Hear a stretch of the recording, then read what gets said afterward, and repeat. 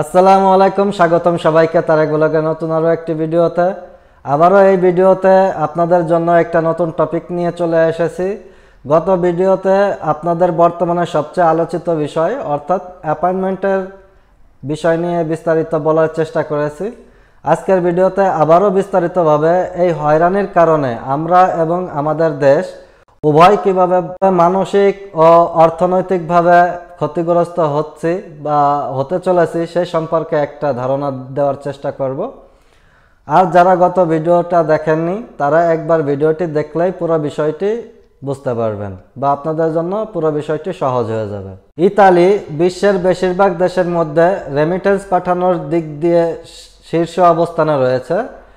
এদিক থেকে দেখতে গেলে রেমিটেন্সের মাধ্যমে বাংলাদেশের অর্থনীতির দিন দিন অগ্রগতি হচ্ছে, কিন্তু ইতালি সরকার বাংলাদেশের জন্য প্রবাসে আসার পদক্ষেপ সহজ করলেও আমাদের দেশের যথার্থ সহযোগিতার অভাব রয়েছে।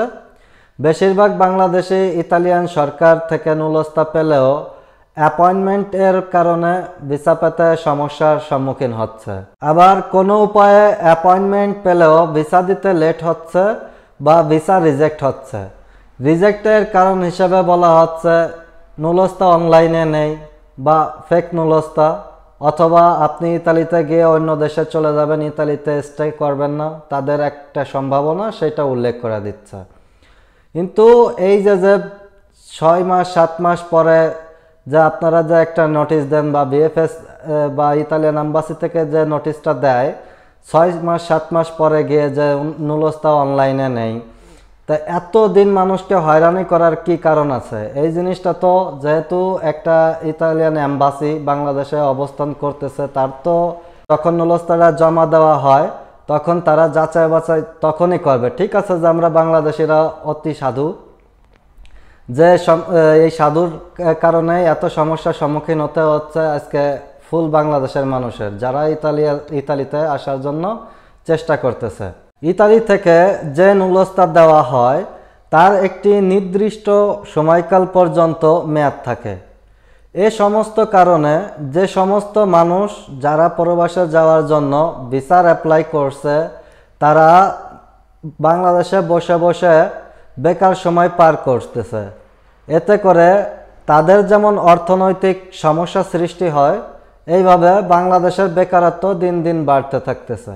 কারণ যারা ভিসার জন্য অ্যাপ্লাই করছে 7 থেকে 8 মাস, তারা ভিসা হয়ে যায় আজকে এই SMS কালকে SMS, এমন একটা পর্যায়ে চলে আসে যে সিম ইউজ করে সেই সিমের কোম্পানির মেসেজ পড়তে পড়তে, যারা বছরকে বছর কোনো SMS পড়ে না সিম কোম্পানির, তখন SMS এর শব্দই তার ঘুম ভেঙে যায় যে হয়তো বা এম্বাসি থেকে বা বিএফএস থেকে মেসেজ চলে আসলো, সেই একটা আতঙ্কের ভিতরে থাকে।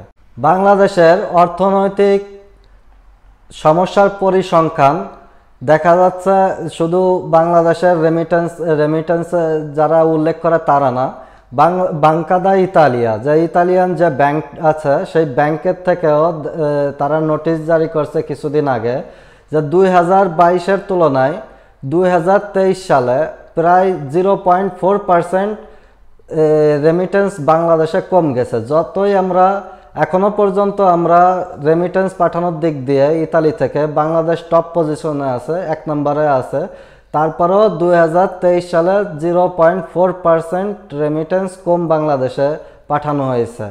তো যে হিসাবে ভিসা দেওয়া হচ্ছে যে 7 থেকে 8 মাস ভিসা ব্লক করে রাখার পরে অধিকাংশ ভিসা রিজেকশন করা হচ্ছে বা রিজেক্ট করা হচ্ছে, তারপরে আবার দেখা গেছে যে এই 2023 সালে কোনো ভিসা পায়নি বললেই চলে। এই গত কিছুদিন যাবৎ ধরে অগস্ট মাসে 2023 সালে অগস্ট মাসে যারা ভিসা জমা করছিল তাদের কিছু ভিসা 15টা 20টা ভিসা করে বের হচ্ছে ডেইলি।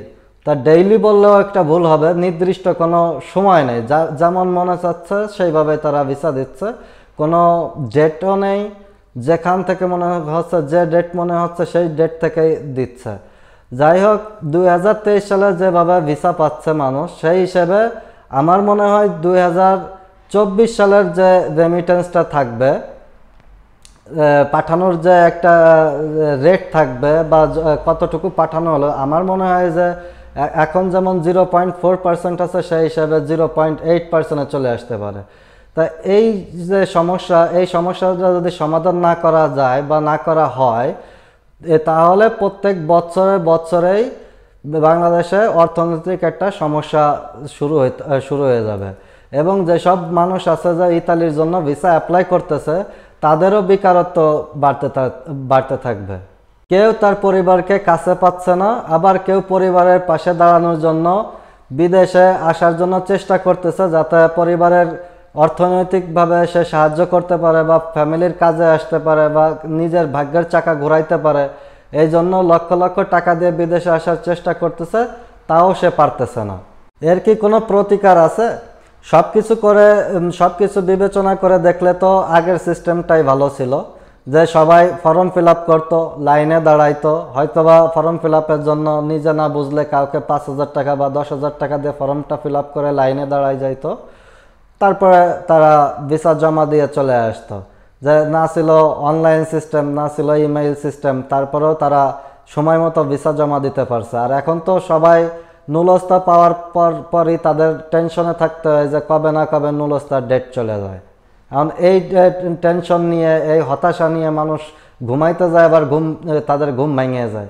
এইভাবে তো তারা একটা ডিপ্রেশনের ভিতরে চলে যাচ্ছে। তারা যে পরবর্তীতে ফ্যামিলির একটা সাহায্যে আসবে বা দেখা গেছে যে ফ্যামিলিকে সাহায্য করবে, বিদেশে আসবে, তাদের বিদেশে আসার মনও ভেঙে যাচ্ছে, আর তারা আস্তে আস্তে দিন দিন ডিপ্রেশনের ভিতরে চলে যাচ্ছে।